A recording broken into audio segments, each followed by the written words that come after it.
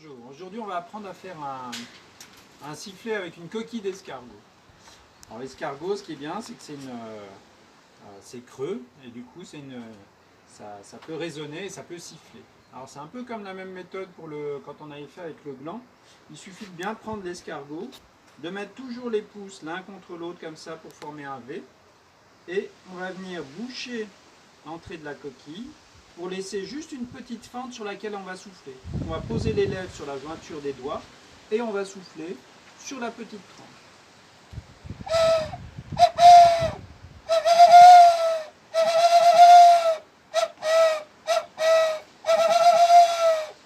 Alors ça c'est une méthode, voilà, pour faire un sifflet.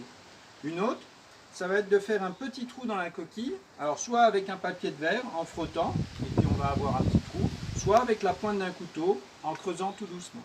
Et là on va récupérer une tige creuse, par exemple une tige de pissenlit, et cette fois on va pouvoir mettre la petite tige au bord pareil du petit trou pour souffler sur la tranche.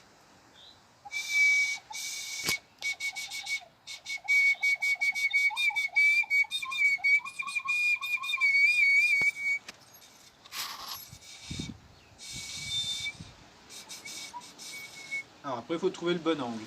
Donc c'est un petit exercice en tout cas qui est plutôt rigolo à faire.